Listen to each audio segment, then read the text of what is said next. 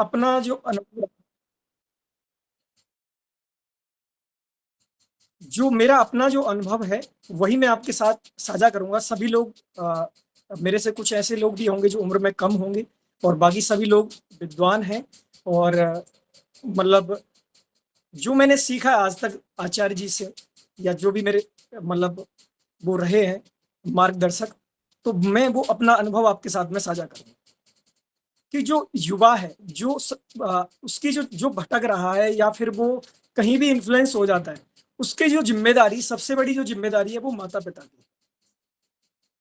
क्योंकि आपका जो बच्चा है वो सिर्फ, आप इस तरीके से सोच रहे हैं कि वो धन कमाने की मशीन है, उसे हमें इतनी बेहतरीन मशीन बनाना है कि वो जो ज्यादा से ज्यादा धन हमारे लिए या अपने लिए अर्जित कर सके, और उस धन से हम समाज के अंदर बहुत बड़ी प्रतिष्ठा मतलब प्राप्त कर सके।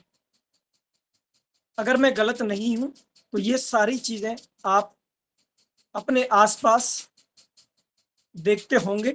और जो गुरुकुल से जुड़े हैं, जो विद्वानों से जुड़े हैं, जो आचार्यों से जुड़े हैं, वो इस बात को भली भांति महसूस कर पाते होंगे कि हमारे जो देश की या हमारे समाज की जो सब, या हमारे धर्म की जो सबसे बड़ी विडंबना है वो यही है कि हमने अपने आप को और अपने युवा मतलब अपने भविष्य को, अपने राष्ट्र के भविष्य को, अपने बच्चे को, बेटा है या बेटी है, उसे धन कमाने की मशीन बनाकर मतलब बनाने की सोच रहे हैं या उसे बना दिया है।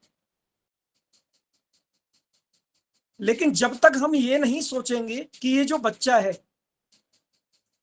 हमने इसे मतलब बहुत सारे माता पिता ऐसे हैं जिनको संतानें नहीं हो रही है, अगर ईश्वर ने हमें ये बोलते ना कि मौका दिया है या ये आशीर्वाद हमें मिला है, वो एक आशीर्वाद जो ईश्वर का हमें बोलते ना कि हमारे ऊपर कृपा बरसी है, तो उसे हमें ऐसा बनाना है कि वो धर्म के लिए, राष्ट्र के लिए, समाज के लिए जब वो अपना जीवन पूर्ण करके जाए, तो दूसरे लोग, जो आने वाली जो जनरेशन हो, उसे प्रेरित करें। या हमें भी अपना जीवन ऐसा बनाना है जिससे लोग प्रेरित हों, प्रेरणा लें। तो वो बनेगा कैसे, और उसका जो युवा भटक रहा है उसका कारण क्या है? युवा जो भटक रहा है उसका सबसे बड़ा कारण है सोशल मीडिया पर आज का जो समय है। हर बच्चा, हर युवा आज सोशल मीडिया के ऊपर है, और आपने अपने बच्चे को मोबाइल लाकर दे दिया। आपने अपनी एक जिम्मेदारी निभा दी कि इसको पढ़ाई करने के लिए सिर्फ मतलब मोबाइल चाहिए, और जो आज की जरूरत भी है, इसमें मैं बिल्कुल भी मतलब मना नहीं कर रहा, लेकिन सिर्फ हमने उसे देके और छोड़ दिया। हमें नहीं पता वो सोशल मीडिया के ऊपर क्या देख रहा है, किसे सुन रहा है ना, वो कितना समय उस सोशल मीडिया पर लगा रहा है, एक्चुअल में वो पढ़ाई कर भी रहा है नहीं कर रहा है, हमें नहीं पता। उसके अलावा हमने उसे भरोसे छोड़ दिया किसके? स्कूल के, कॉलेज के, ट्यूशन के जो ट्यूशन पढ़ाते हैं टीचर, ऑनलाइन क्लासेस चल रही हैं वो भी, उनके भरोसे हमने छोड़ दिया। और आज आप देख रहे हैं कि कितनी सारी विचारधाराएं पनप रही है, क्योंकि पहला जो माध्यम है वो स्कूल, कॉलेज, ट्यूशन जो पढ़ाते हैं ऑनलाइन या ऑफलाइन। और होता क्या है, वो पढ़ाते पढ़ाते आपने देखा होगा कि वो पढ़ा रहे हैं, मैथ की क्लास ले रहे हैं ऑनलाइन या ऑफलाइन, और पढ़ाते पढ़ाते अपने विचार वो आपके बच्चे पर थोपना स्टार्ट कर देते हैं। और आपका बच्चा उसे समझ ही नहीं पाता कि एक्चुअल में मेरे साथ हो क्या रहा है। वो उसकी बोलते ना गलत फीडिंग करना स्टार्ट कर रहे हैं। आगे उस पर मैं खुल के थोड़ा सा और बात करूंगा, लेकिन मैं थोड़ा ये पॉइंट बता दूं वो वहां से हो क्या से रही है चीजें। कोचिंग सेंटर हुए, ठीक है। उसके अलावा आपका जो भटकता हुआ समाज है, आपका बच्चा कहाँ बैठ रहा है, किसके साथ बैठ रहा है, किसकी उसके साथ में मित्रता है, आपको नहीं पता। अगली चीज, आपके बच्चे के जो मित्र हैं, आप कभी ध्यान ही देते, नहीं ध्यान देते कि वो कैसे हैं। आपके जो रिश्तेदार हैं, आपके परिवार के अंदर भी कुछ लोग हैं, रिश्तेदारों के अंदर भी कुछ लोग होते हैं, आपको ऐसा लगता है ये तो अपने हैं। मुझे एक चीज बताइए, गलत चीज या आपके अपने के द्वारा डाली जाए या किसी दूसरे के द्वारा डाली जाए, आपके बच्चे का जो दिमाग है, अगर उसे आपने या आपके बच्चे ने कूड़ेदान की तरह इस्तेमाल किया कि कोई भी आएगा, कुछ भी उसे कह के चला जाएगा, कुछ भी बोल के चला जाएगा, किसी की भी संगत में वो रह रहा है। तो आपने अपने बच्चे के दिमाग को कूड़ेदान बना दिया कि कोई भी आएगा, कुछ भी डाल के चला जाएगा।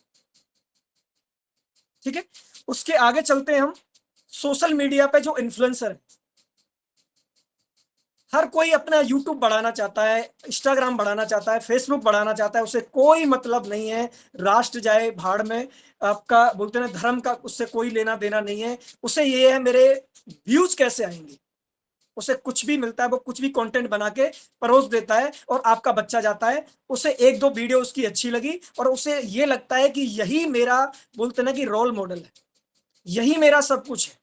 अब वो आगे आने वाली वीडियोस के अंदर गलत भी परोसेगा, वो भी आपका बच्चा उसे खुशी खुशी उसे एक्सेप्ट कर ले। अगली बात आती है बॉलीवुड। आपने अपने बच्चे को एक पॉकेट मनी दे रखी है, 5,000 रुपये, 2,000 रुपये, और हम बड़े सौभाग्यशाली रहे कि हमें पॉकेट मनी कभी मिली नहीं, क्योंकि हम उस परिवार से आते हैं। लेकिन जब आज हम सोचते हैं कि उस समय पर जब हम आचार्यों गुरुकुलों के उसके विद्वानों के मैं टच में नहीं था, और शायद उस समय मेरे माता पिता इतने मतलब जो है बोलते ना कि पैसे वाले होते और पॉकेट मनी मिल रही होती, तो बहुत सारी चीजें संगत हमारी भी खराब थी, और पता नहीं हम कहाँ होते, मुझे भी नहीं पता, क्योंकि ऐसी संगत थी हमारी उस समय। उस पैसे को पैसा हमें मिलता, हमें पता ही नहीं था उस पैसे को यूज कैसे करना है। तो हो सकता है कि हम भी उसी तरीके से भटके होते, जैसे आज मैं युवा पीढ़ी को देखता हूँ, और बड़ा मतलब बोलते हैं आंसू निकल आते हैं कि एक्चुअल में हो क्या रहा है, चल क्या रहा है। ठीक है, तो बॉलीवुड की जो मूवी आ रही है, आपको पता ही नहीं आपका बच्चा कौन सी मूवी देखने जा रहा है, आपको कौन सी मूवी दिखानी है। आज आप देखते हो मूवियों में हो क्या रहा है, जो अच्छी मूवी है वो आप देखते नहीं हो, ना दिखाते हो, और आपका बच्चा बोलते हैं कि क्या देख के आ रहा है, आपको नहीं पता है। सीरियल जो आप आज आप देख रहे हो, आज तो सीरियल परोसे जा रहे हैं इंस्टाग्राम फेसबुक के माध्यम से। आप देख कुछ रहे, अचानक आपको सीरियल आएगा, और उनको आप अगर अगर आपके अंदर बोलते ना कि थोड़ी अपनी बुद्धि का आप इस्तेमाल करते हो, तो उस सीरियल को या उस मूवी को आप देखोगे, आपको बोलते ना कि ऐसा लगेगा कि एक्चुअल में चल क्या रहा है, हो क्या रहा है। और जब कोई बॉलीवुड का एक्टर या एक्ट्रेस आपके बच्चे का रोल मॉडल बन जाता है, तो फिर वो गलत बोल रहा है या सही बोल रहा है, वो उसके लिए पत्थर की लकीर हो जाती है, वो आपको नहीं मानेगा, क्योंकि आपने उसे मौका दिया। अगली चीज, राजनीतिक पार्टियां। मैं ब्राह्मण समाज से आता हूं, तो मैं जो ब्राह्मण जो नेता है, चाहे वो कुछ भी कर रहा है, वो चाहे देश बेचकर खा जाए, लेकिन मैं ब्राह्मण को सपोर्ट करूंगा। मैं आता हूं, जाति व्यवस्था को मैं मानता नहीं, लेकिन जाति व्यवस्था आज के समय चल रही है, उसके ऊपर मैं बात कर रहा हूं। मैं अगर जाट परिवार से आता हूं, या मैं किसी भी जिस जाति से आता हूं, उसका नेता है, चाहे वो कुछ भी करे, वो समाज को खा जाए, पूरे देश को बेच दे, कुछ भी करे, लेकिन वो हमारी जाति का नेता है, इसलिए हम उसे सपोर्ट करते हैं। ये जाति नामक जहर जब तक घुलता रहेगा, तब तक आप अपने युवा पीढ़ी को भटकने से नहीं बचा सकते। ठीक है, अगली बात आती है पाखंडी बाबा है। बाबा जो है, बहुत सारे पंथ बने हुए हैं, वो सिर्फ एक दुकान लेकर बैठे हुए हैं। वो आप कैसे पहचानोगे उन्हें, आगे मैं अगला समाधान पर भी जाऊंगा। अभी मैं बात कर रहा हूं कि जो युवा भटक रहा है उसका कारण क्या है। ठीक है, उसके बाद आती है आपका बिगड़ता हुआ खान पीन। जहर लोग बेच रहे हैं, जहर लोग खा रहे हैं, किसी को कोई मतलब नहीं। एक मेरे जानने वाले थे, वो अभी मेरे से चर्चा कर रहे थे, सीमेंट में बड़ी मिलावट आने लगी, और मुझे उनकी ये बात सुन के मुझे हंसी आ गई। तो बोले हंस क्यों रहे हो, मैंने बोला आप सीमेंट की बात कर रहे हो। आज के समय पर इंसान खाने पीने की चीजें जो बेच रहा है, उसे पता है इसे खाने के बाद कितने लोग बीमार होंगे, उसके अंदर भी वो देख रहा है कि मुझे कितना मुनाफा कमाना है। 99% मेरी जेब के अंदर मुनाफा आना चाहिए, चाहे मुझे इसके अंदर जहर क्यों ना डालना पड़े। जहर वो डायरेक्ट इसलिए नहीं डाल सकता, आपको पता है कि किसी की मृत्यु होगी तुरंत, क्योंकि जहर डालने पे तो ये होगा। लेकिन वो डाल क्या रहा है, वो धीमा जहर डाल रहा है, वो मीठा जहर डाल रहा है, वो तीखा जहर डाल रहा है। और हम अपने बच्चों को सिर्फ पैसा दे देते हैं, ना हम खुद समझ पा रहे हैं, ना बच्चों को समझा पा रहे हैं। क्यों? क्योंकि धन कमाने में हमें क्योंकि हमें धन कमाना है, धन कमाने में हमें इतना व्यस्त रहना है कि सारी चीजें हमें, अपना स्वास्थ्य, अपनी अपनी मानसिक, बोलते ना कि अपनी बुद्धि, अपने बोलते ना संस्कार, अपना राष्ट्र, अपना बोलते ना कि अपनी संस्कृति, सब कुछ हमने खूंटी पे टांग देना है। क्यों? क्योंकि हमें धन कमाना है और एक झूठी प्रतिष्ठा कमानी है। उसके बाद आते हैं आपके जिम ट्रेनर्स, स्पोर्ट्स ट्रेनर्स, इसके भरोसे, क्योंकि हमें अपने बच्चे को कॉमनवेल्थ एशियन गेम्स खिलाना है, तो हमें ऐसा लगता है कि ये जो टीचर है, इससे ये अगर कबड्डी का बहुत अच्छा प्लेयर रहा है, इसने गोल्ड मेडल जीता है, इसका मतलब ये है कि ये हमारे बच्चे का रोल मॉडल हो गया। अब ये जो बोलेगा खाने के लिए, वो हमारे बच्चे को खाना है, वही हमें खिलाना है ना। और वो ये जैसा बोलेगा, जैसा पहनना है, सब कुछ हमने उसके भरोसे छोड़ दिया, क्योंकि हमने अपनी बुद्धि लगाई नहीं कि ये अच्छा, बोलते ना कि बॉडी बिल्डर हो सकता है, ये बहुत अच्छा कबड्डी का प्लेयर हो सकता है, ये बहुत अच्छा क्रिकेटर हो सकता है, लेकिन इसका मतलब ये नहीं कि हमारे बच्चे को धर्म भी यही सिखाएगा, है ना, राष्ट्रभक्ति भी यही सिखाएगा, राजनीति भी यही सिखाएगा, सब कुछ यही सिखाएगा, जबकि हम जानते ही नहीं कि एक्चुअल में इसने कभी धर्म के बारे में, राष्ट्र के बारे में, या राजनीति के बारे में, या कुछ भी कभी कुछ इसने पढ़ा है, कहीं प्रमाणिक इसने पढ़ा है, किसी से सीखा है। अगली चीज, हमने अपने बच्चे के अंदर इतना डर घुसा दिया बचपन से, बोलना नहीं है, चुप रहना है। क्यों? क्योंकि आपकी सरकारी जॉब लगी है, अगर गलत भी हो रहा है तो चुप रहना है, अगर परिवार में कोई पीट भी रहा है तो चुप रहना है, अगर आपको कोई थप्पड़ मार के भी चला जाए तो चुप रहना है, आपके बोलते ना कि देश के बारे में कोई कुछ बोले, चुप रहना है, आपके समाज के बारे में, आपकी संस्कृति के बारे में, आपके धर्म के बारे में कोई कुछ बोले, आपको चुप रहना है। क्यों? क्योंकि सरकारी नौकरी लगानी है, अगर आपको केस हो गया तो दिक्कत आएगी। लेकिन हम सोशल मीडिया पर किसे मान रहे हैं? हम चंद्रशेखर आजाद जी को मान रहे हैं, सुभाष चंद्र बोस को मान रहे हैं, भगत सिंह जी को भी मान रहे हैं, अशफाक उल्लाह खां जी को भी मान रहे हैं, जितने भी हमारे महान क्रांतिकारी हुए हैं या महापुरुष हुए हैं, भगवान कृष्ण हुए, भगवान श्री राम हुए, हम बोल रहे हैं कि जाके पूजा करो, हमारे महादेव हुए, है ना, सबको। लेकिन कभी हम ये नहीं बोल रहे कि अपने बेटे से या बेटी से उनका चरित्र भी धारण करना है। झांसी की रानी की हम मूवी तो दिखा रहे हैं, वो भी दिखाते हैं, नहीं दिखाते, ईश्वर मालिक है उसका, ईश्वर ही जाने। हम अपने बच्चों को वो दिखा रहे हैं, लेकिन बोल रहे हैं उनका चरित्र धारण नहीं करना, सिर्फ उन्हें देखना है, सुनना है, बस। मैं आपसे एक बात बोलता हूं, मैं अपने बेटा, तो अभी मेरा छोटा है, मेरी बिटिया है, मैं उनसे बोलता हूं एक चीज, गलत कार्य करके, गलत कार्य करके पुलिस कस्टडी में जाना या जेल तक जाना आपके लिए सबसे बड़ी शर्म की बात होनी चाहिए। आपके लिए, बोलते ना कि डूब कर मर जाना, अगर आप गलत कार्य करके कहीं किसी, मतलब पुलिस के द्वारा आपको जेल भेजा जाए। लेकिन अगर आप राष्ट्र का कार्य कर रहे हैं, धर्म बचाने का कार्य कर रहे हैं, संस्कृति को बचाने का कार्य कर रहे हैं, किसी विद्वान को बचाने का कार्य कर रहे हैं, गुरुकुल को बचाने का कार्य कर रहे हैं, गौ माता को बचाने का कार्य कर रहे हैं, तो अगर आपको फांसी भी हो जाए ना, तब भी आपको रुकना नहीं है। आपका जब तक मैं हूं, या मेरे को भी अगर ऐसा कार्य करते हुए, अगर गलत कार्य करते हुए मुझे अगर मैं जेल जा रहा हूं, या कोई मेरे पे एलिगेशन लग रही है, तो मुझे बचाने मत आना, किसी के सामने हाथ, बोलते ना कि मेरे से अपना संबंध खत्म कर लेना। और अगर मैं अच्छा कार्य कर रहा हूं या आप अच्छा कार्य कर रहे हो, तो मैं खड़ा हूं और आप मेरे लिए खड़े हो। मैं अपने बच्चों को ये बोलता हूं, अगर आपकी, बोलते ना कि संस्कृति नहीं, आपका राष्ट्र नहीं रहा, आपकी इज्जत नहीं रही, आपका परिवार नहीं रहा, आपका जो आपके विद्वान है वो नहीं रहे, तो फिर आप क्या करोगे जी के? और सरकारी जॉब हो या प्राइवेट जॉब, जो हिंदू समाज जब जॉब की तरफ जा रहा है, मैं खुद जॉब में हूं, लेकिन मैं आने वाली अपनी जनरेशन को जॉब के अंदर नहीं जाने दूंगा, चाहे वो सरकारी हो या प्राइवेट हो।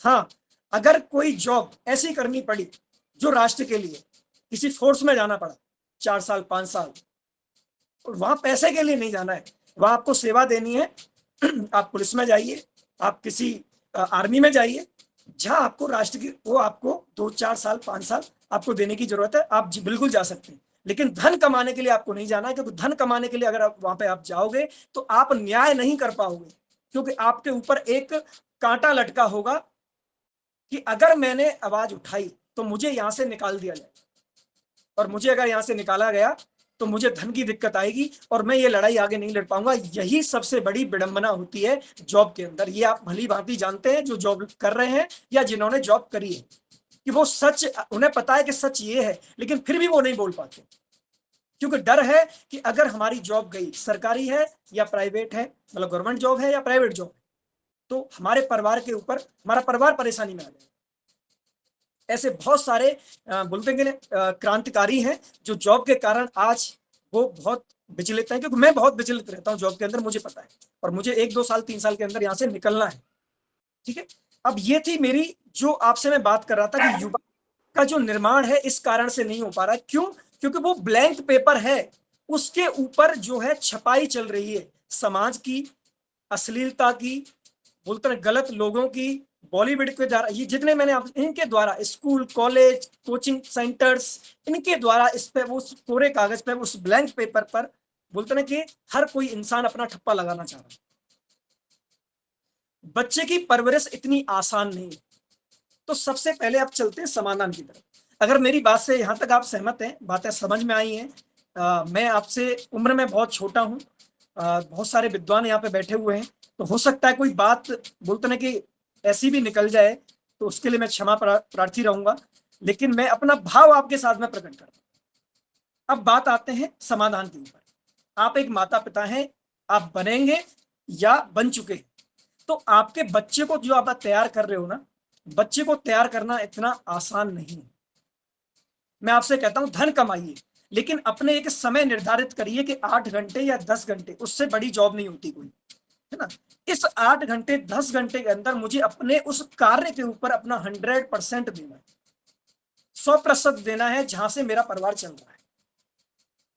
उसके बाद का समय मुझे अपने परिवार के लिए, अपने बच्चों पे लगाना। मैं कहता हूं आप कहीं मत लगाइए अपने, अगर आपने अपने बच्चों पर लगा लिया ना, तो आप बहुत ही, बोलते ना कि उच्चतम कोटि का कार्य कर रहे हैं इस समाज के लिए, राष्ट्र के लिए और संस्कृति के लिए, धर्म के लिए। ठीक है। अब आपको करना क्या है, अब मैं उस समाधान की तरफ आपको लेके चलता हूं कि आपको, अब समस्या ये आती है कि हम कहां क्या देखें, क्या करें। तो आपको सबसे पहला जो कार्य करना है, जिस गुरुकुल क्रांति के माध्यम से आपको ये कक्षा मिल रही है, आपको अपने परिवार को जोड़ना है, अपने बच्चे को, अपनी पत्नी को, बेटा है या बेटी, सबको जोड़ना। इसके अंदर निःशुल्क जो है वैदिक ऑनलाइन कक्षाएं चलाई जाती है, जिसके अंदर आपका जो बच्चा है वो ये सीखेगा कि वर्ण व्यवस्था होती क्या है। जो वर्ण व्यवस्था के बारे में जिस दिन मैंने अपने आचार्य जी से जाना, मैं बोलता ना कि, मैं क्या बोलूं, मैं बोला कि कितनी अच्छी व्यवस्था थी कि आपके बच्चे को वर्ण व्यवस्था के अंदर जो सिखाया जाता है कि आप जन्मजात जो होते हैं वो शूद्र पैदा होते हैं। आप जो है, ऐसा नहीं कि आप ब्राह्मण के घर में पैदा हो गए तो आप ब्राह्मण बन गए, ऐसा नहीं। अगर कोई पौराणिक भी हमारे साथ में जुड़ा हुआ है, आप इस पर विचार कीजिएगा कि एक्चुअल में क्या वर्ण व्यवस्था के अनुसार चलना कुछ गलत है, कि हर कोई इंसान जन्मजात शूद्र पैदा होता है, और वर्ण व्यवस्था के माध्यम से आप ब्राह्मण भी बन सकते हो, आप वैश्य बन सकते हो, आप क्षत्रिय बन सकते हो। और जो उस समय के जो सूत्र होते थे, वो आज जो ब्राह्मण हैं, मतलब जो तथाकथित ब्राह्मण जो बोलते हैं अपने आप को, उनसे कहीं बड़े विद्वान हुआ करते थे। हमने शूद्र को एक गाली, एक बोलते हैं नीचता के भाव से जोड़ के दिया, जो कि गलत है। तो जब आप गुरुकुल क्रांति से जुड़ते हो तो आपके बच्चे को वर्ण व्यवस्था सिखाई जाती है। उसके उसके बाद सिखाया जाता है, बोलते ना कि 4 जो आश्रम हुआ करते थे हमारे, जिसके अंदर पहला आता है ब्रह्मचर्य, जहां आपके बच्चे का चरित्र निर्माण होता है। तो ये आपको गुरुकुल क्रांति के माध्यम से सिखाया जाएगा, जहां आपका बच्चा बोलते हैं कि 25 वर्ष तक आपको ब्रह्मचर्य का पालन करना है। आपका बेटा है या बेटी है, सोचो वहां से कितने उच्च कोटि का चरित्र का निर्माण होगा। उसके बाद आपको 25 वर्ष बोलते ना गृहस्थ आश्रम में जाना है, और गृहस्थ आश्रम में ऐसे नहीं जाना है। आपको गृहस्थ आश्रम जब सीखोगे तो आपको पता चलेगा कि एक्चुअल में है क्या गृहस्थ आश्रम। ठीक है, उसके बाद आपको बोलते ना कि स्वार्थपूर्ण जीवन न तो आपको ब्रह्मचर्य आश्रम में जीना है न गृहस्थ आश्रम में जीना है। उसके 50 वर्ष के बाद फिर आप चले जाओगे वानप्रस्थ में, जहां आप समाज का निर्माण करोगे। अभी तक आपने अपना निर्माण करा 25 वर्ष तक गुरुकुल में रह के, आचार्यों के उसमें सानिध्य में रह के। ठीक है, उसके बाद अपने 25 वर्ष अपने गृहस्थ का आपने निर्माण करा, और उसके बाद आप समाज का निर्माण करोगे, और फिर उसके 75 वर्ष के बाद आप जाओगे संन्यास की तरफ, जहां फिर अपने जो आने बोलते ना कि ईश्वर के साथ में आपको लगाना है अपना ध्यान। तो कितनी अच्छी व्यवस्था थी। तो आपका बच्चा जब गुरुकुल क्रांति से जुड़ेगा तो यहाँ पर आपका सीखेगा बड़ व्यवस्था, 4 आश्रम क्या होते हैं, धर्म क्या होता है। बहुत सारे मूर्ख जो इन्फ्लुएंसर हैं, अभी एक जिम ट्रेनर है, वो हर समय ये बोलता है जय श्री राम जय श्री राम, और उसकी मैं वीडियो देख रहा हूँ काफी समय से, उस पर वीडियो बनाने का मेरा मन करता है। अब वो बोल रहा है अरे धर्म का क्या करोगे, धर्म आपको खाने को देगा। मैंने उससे बोला मैं धर्म पहले जान तो लो, धर्म है क्या। अगर आप धर्म जान रहे होते, अगर ये राष्ट्र अगर धर्म को जान गया होता तो ये दुर्गति नहीं होती आज, है ना। तो आपका बच्चा सीखेगा धर्म क्या होता है, ईश्वर क्या होता है, भगवान क्या होता है, देवता क्या होता है, और राष्ट्र को बोलते ना कि तार्किक तरीके से इन चीजों को वो जानेगा, तो किसी के भी इन्फ्लुएंस में नहीं आएगा, कोई उसे भटका नहीं सकता। उसके बाद सीखेगा शत्रुबोध। जब कॉकरोच पार्टी आई तो उसके बाद मैंने शत्रुबोध की कक्षा ली थी। मैं सबसे पहले उसके वहां पे गया कि इसकी फॉलोइंग क्या है, ये किसको फॉलो करते हैं। मैं 3 फॉलोवर देखा वहां पे, एक बंदा जो खुद उसे चला रहा है, दूसरा ध्रुव राठी, तीसरा एक और बंदा था जो हमेशा मतलब बोलता है कि जब भी मुंह से कुछ भी निकालता है हर समय बोलते हैं बदबू आती है। तो मैं समझ गया मैं एक्चुअल में ये प्रोपागेंडा है, और मैंने तभी से उसका विरोध करना स्टार्ट कर दिया। हाँ, लेकिन बोलते ना कि एक्चुअल में बच्चे जो इन्फ्लुएंस हुए, युवा जो भटका, वो कारण क्या था।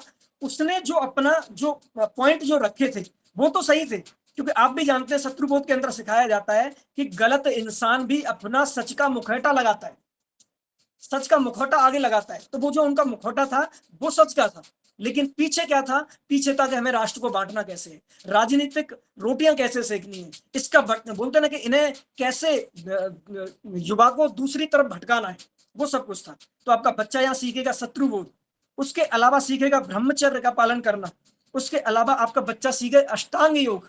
अगर आपने अष्टांग योग की कक्षा नहीं ली है तो जरूर लें, क्योंकि अष्टांग योग जिस व्यक्ति ने सीख लिया और जीवन के अंदर धारण कर लिया, वो अपने देश को, अपने राष्ट्र को, अपनी संस्कृति को, अपने समाज को, अपने परिवार को उस लेवल पर लेके जाएगा जहां आप कल्पना नहीं कर सकते। उसके अलावा आपका बच्चा स्वार्थ से ऊपर रहेगा। जो आजकल हो रहा है ना, ये स्वार्थ बस, हम जो लोग भटक चुके हैं, सिर्फ मेरा बच्चा, मेरा परिवार, मुझे धन कमाना है, इन चीजों से बाहर निकलेगा। और अगली चीज, बच्चे को विद्वान बनाएगी गुरुकुल क्रांति, और आपके बच्चे को बलवान बनाएगी सुरक्षा क्रांति। हमारा जो सुरक्षा क्रांति है, आपके बच्चे को डराना नहीं, सुरक्षा क्रांति से जोड़ना है। सुरक्षा क्रांति के अंदर हम अपने आपका पुत्र या पुत्री है, आपका परिवार है, सबको सुरक्षा देंगे। उसके अलावा सुरक्षा क्रांति के अंदर ऑनलाइन अभी आत्मरक्षा प्रशिक्षण चलाया जा रहा है, जो मैं उसे देख रहा हूं, और मेरे अलावा और भी लोग हैं जहां ऑनलाइन हम सिखा रहे हैं। और बहुत जल्दी से अगर आपका और ईश्वर का आशीर्वाद रहा तो उसे ऑफलाइन लेवल पे तैयार करेंगे, जहां पे 3 दिन, 2 दिन, 3 दिन, 5 दिन, 1 हफ्ता, 1 महीने का प्रशिक्षण हम निःशुल्क चलाने का बोलते ना कि बीड़ा उठा चुके हैं। और अगर ईश्वर का आशीर्वाद मिला, आप लोगों का आशीर्वाद मिला, तो इसे बहुत आगे लेके जाएंगे। तो यही मेरा ये था कि आपका बच्चा जब विद्वान बनेगा और बलवान बनेगा, तो इस राष्ट्र का जो युवा है उसका निर्माण जो होगा ना, वो इस तरीके से होगा कि जो हम बोल रहे हैं कि युवा तो है भारत के अंदर, आने वाली जो हमारा जो भारत है वो युवा रहेगा, लेकिन युवा अगर भटक गया तो यही जो शक्ति है ये हमारे राष्ट्र के लिए विनाशकारी होगी। और अगर हमने इस युवा को सही मार्ग पर लाके खड़ा कर दिया तो ये युवा राष्ट्र को बोलते ना कि हम जो अपना सपना देख रहे हैं कि हमारा भारत अखंड भारत होगा, हम विश्वगुरु बनेंगे, तो ये 100% बिल्कुल होगा। तो यही मैं अपनी वाणी को विराम देता हूँ, और कुछ त्रुटि हो उसके लिए क्षमा प्रार्थी हूँ। आचार्य जी और भ्राता जी को नमन, धन्यवाद। बहुत धन्यवाद आदरणीय भाई टाइगर कैलाश जी, और बहुत ही सुंदर भावों का को अभिव्यक्त किया आपने। किस प्रकार से निर्माण किया जाए व्यक्ति का, बच्चों का निर्माण किस तरह से किया जाए, क्या क्या बातें सावधानी रखनी है, जो रखनी चाहिए, बहुत अधिक आवश्यक है। आज के परिप्रेक्ष्य में कहाँ कहाँ व्यक्ति को सावधान रहना पड़ेगा संतानों के निर्माण के लिए, उनमें से अधिकांश बातों को आपने बिल्कुल जो अनुभव के आधार पर आपने जो अनुभव किया है उसके आधार पर आपने रखी। तो ये वास्तव में आज का जो विषय था बहुत महत्वपूर्ण था, और निश्चित रूप से बहुत सी बातें हम में से बहुत से भाई बहनों को ध्यान में आई होंगी कि और क्या क्या हमें ध्यान रखना है। तो मैं धन्यवाद करता हूँ पूरी सभा की ओर से आदरणीय भाई टाइगर कैलाश जी का। ये गुरुकुल क्रांति सुरक्षा क्रांति टीम के महत्वपूर्ण घटक के रूप में, उत्तरदायित्वधारी के रूप में कार्यरत हैं। आपका मैं अभिनंदन करता हूँ, बहुत बहुत धन्यवाद करता हूँ। और यहाँ पर उपस्थित जी बोलना चाहते हैं, कुछ बोले? नहीं जी धन्यवाद। तो यहाँ पर उपस्थित जो भाई बहन अच्छी बड़ी संख्या में यहाँ उपस्थित हैं, उन सब का भी मैं आभार व्यक्त करता हूँ। और यहाँ पर जो बातें रखी गई निश्चित रूप से आप सबने उनका समर्थन भी किया और उनसे लाभ भी उठाया है, क्योंकि सभी बातें बहुत सुंदर ढंग से रखी गई, बहुत अच्छी आवश्यक बातें थी।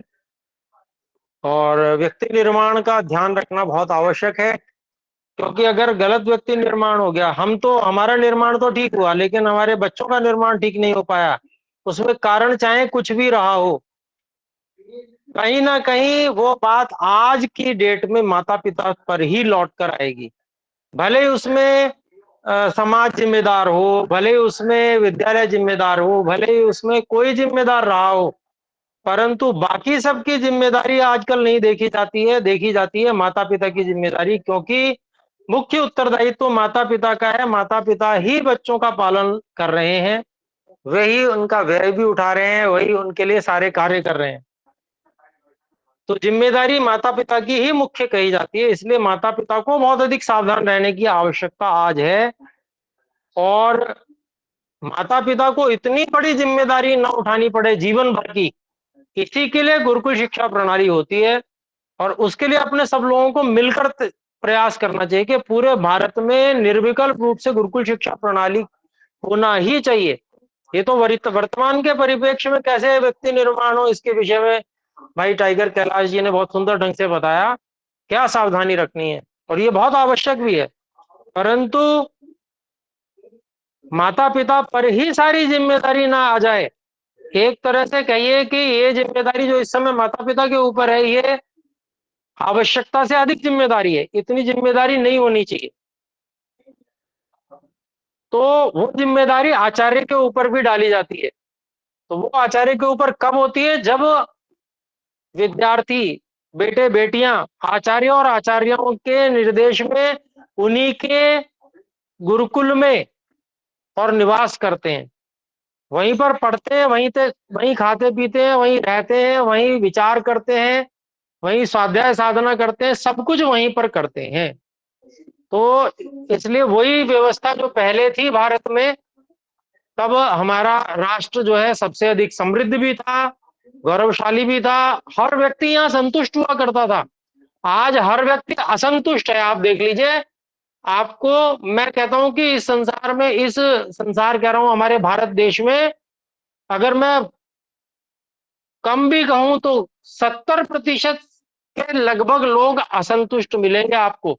30% भी अगर संतुष्ट लोग मिल जाए तो बड़ा कठिन है, मुश्किल से मिल पाएंगे इतने लोग।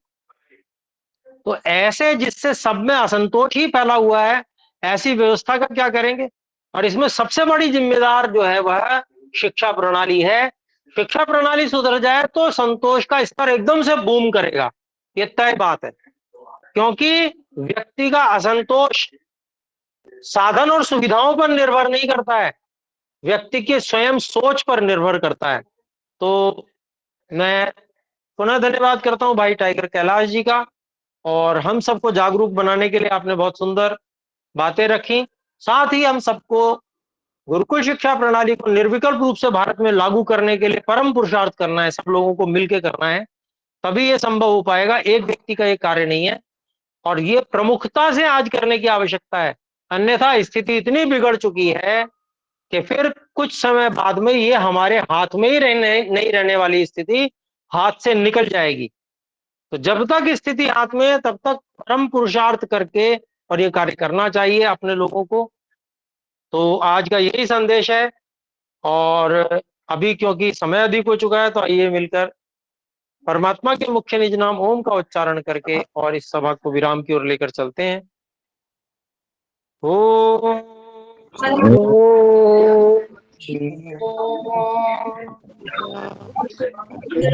सादर सभी को नमस्कार सादर आचार्य जी।